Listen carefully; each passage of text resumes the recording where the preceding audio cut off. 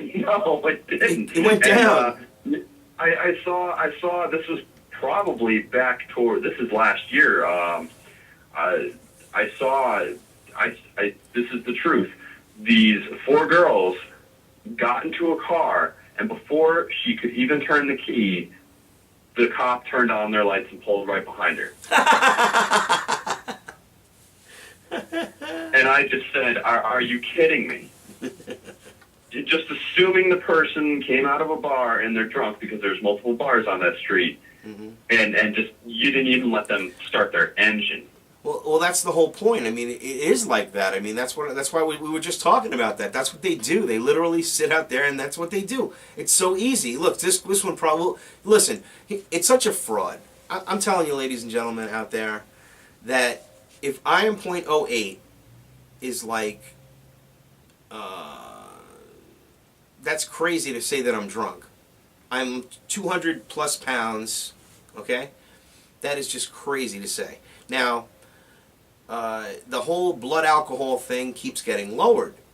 First it was .10. Well, then there wasn't enough people that were getting arrested, so they lowered it, like as if it made it safer. Right. Do you really think those 2 points made it safer, or did it make it more profitable? Think about it, people. Now listen, Mothers Against Drunk Driving advocates, I love you people. I don't advocate drunk driving. But you got to understand that they're using, like this is what the globalist controllers, the New World Order does. They use good to cover their evil. It's just that simple. So now it's really, isn't that true, Ned? Is that a great like one word analogy or one sentence analogy? Using good visual intent or surface on the surface good, covering evil? Yeah, of course. Well, I mean, they take advantage of everyone else's wants and needs and say, hey, we're promoting your wants and needs. We're trying to do good. So in order to do this good, we need to take it this far. And it's funny. I swear I've heard this. I swear I heard that if you use like an aftershave or something, you're already at like 0.4 on the alcohol thing. You know, if you use an aftershave with alcohol base in it. So, I mean... They say if you drink more than half a beer, and obviously most people don't get drunk on half a beer. I'm not saying that there aren't people, but I certainly don't. I can drink half a beer. I'm stone sober like nothing happened. No. Apparently I'm over the limit now. You know, so... It's crazy. It's time, too. Here's what it makes you do.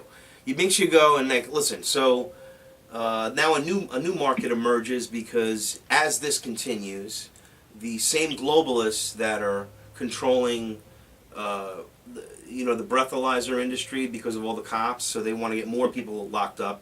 So then they'll have breathalyzers in the bars because, hey, this is going to help the people. And that's good. I've seen them in bars. I've seen them in hotels. I've seen them. I don't know if you've seen them. It has a sterile tube, and you change the tube, and you blow into it, and it'll tell you what your blood alcohol is, and it'll go woo woo woo. It'll actually make lights and sirens if you're drunk.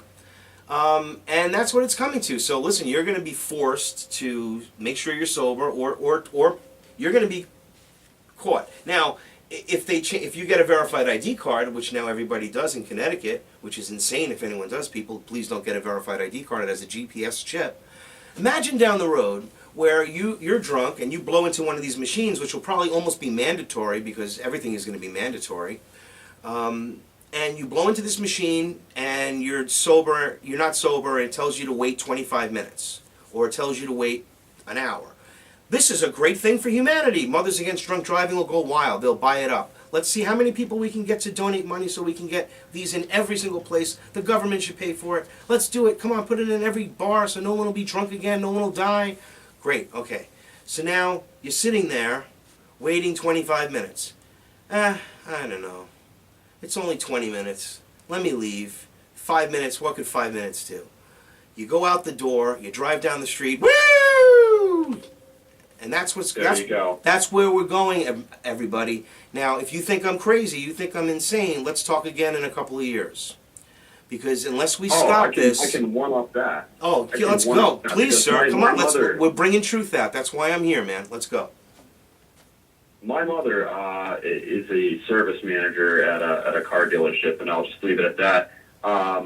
and they actually have breathalyzers that they will install into cars, and you won't be able to start your car until you breathe into the tube.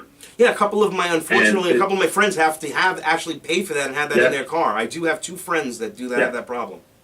Yep. And it's funny. First of all, it doesn't work because you can just pull over a sober person and have them blow into it and start your own car. Oh, no, well, don't start telling him that, because then it's going to be RFID. Excuse me. Then it's going to be retinal scan. No, don't give them any ideas, please. They're probably listening too. It's all about revenue, though. Oh, of course. And then on top of it, these things have to be inspected all the time, right? Of course, yeah. For accuracy, so that costs money. So obviously, the dealership where she works at said, no, we're not going to be putting these in cars because we don't want to have someone come by our facility and do an inspection every 3 months. That's just absolutely ludicrous. That's right. But I mean, it's all about revenue. Let's make more laws so when you break the law, you have to pay more revenue.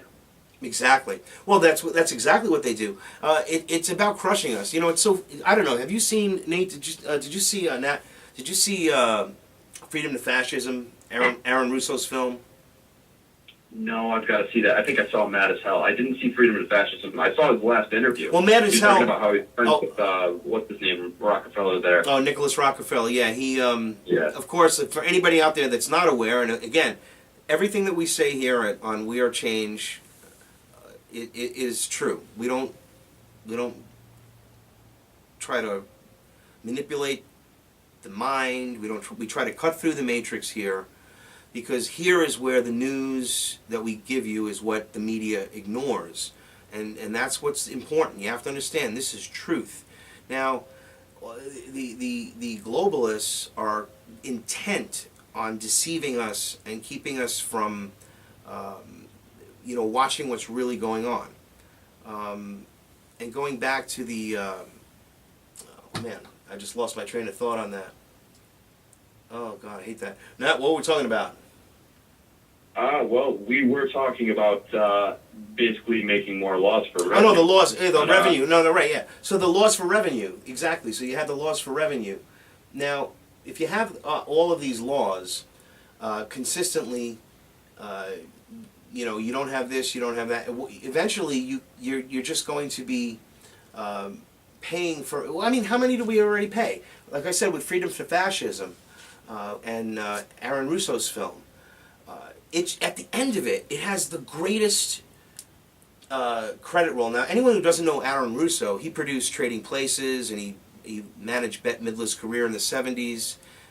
He was a friend of Nicholas Rockefeller until he discovered that Nicholas Rockefeller actually told him that 9/11 was going to happen without saying 9/11. He says there's going to be an event, and we're going to go into Afghanistan, and it's going to be for oil and for resources and for, it was just unbelievable. He, again, went away from, he disassociated himself with him and made Freedom to Fascism. And the film is a breakdown of the Federal Reserve and the fraud of the Federal Reserve. It even goes to Leonard Sheldon and right there at the Federal Reserve and asks him where the law is, and he says I don't know, and whatever. He says, of course you have to, and he basically, Sheldon just kicks him out of his office and says, yeah, get out of here. But he called him on it. There is no law. There is no law, by the way, to pay income tax. Just so everybody knows. Now, don't go out there and not pay your income tax and get put through the Gestapo, Stasi, take all your property and throw you in jail, gulags.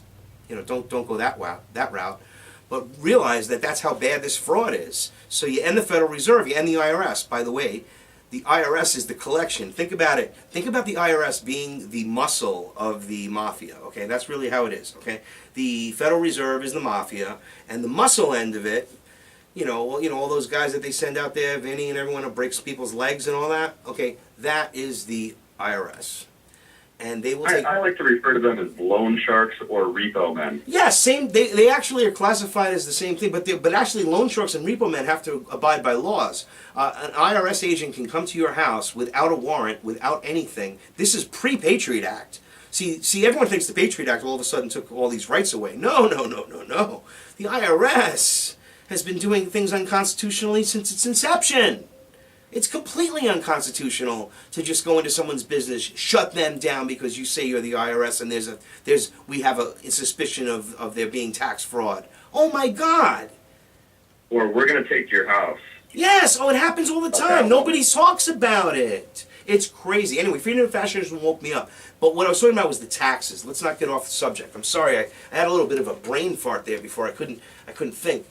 Sometimes so much information goes through my brain. It's just unbelievable.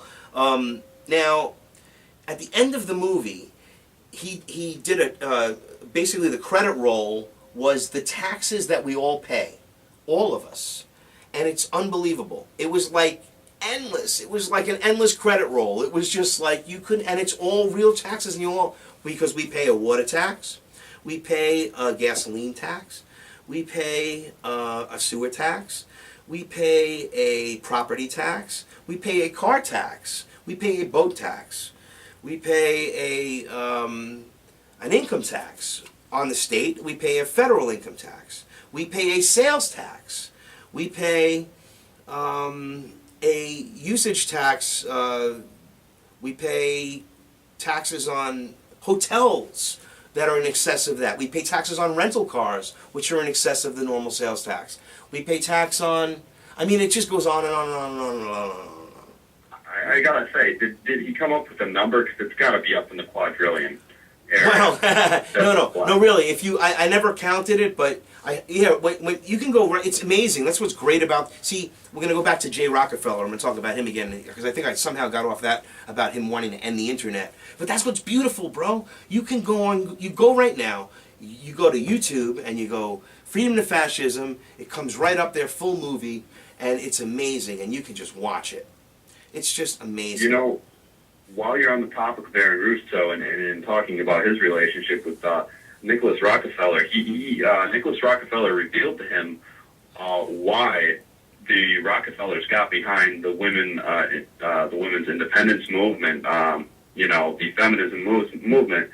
I forgot. Oh yeah, that was decades ago. But he was basically saying to Aaron Russo, he said, "You think we got behind women's rights because we cared about women's rights?" He goes, "That had nothing to do with it." He goes, "No way. If we give women jobs, we can double our tax income."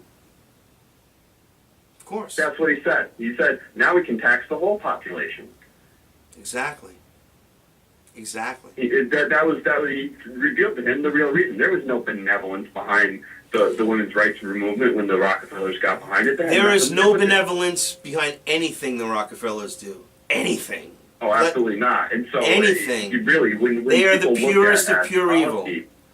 So are the Gates. People look at policy being made anywhere in the United States, but especially in Washington, D.C., and if a Rockefeller is behind it, you should probably go against it.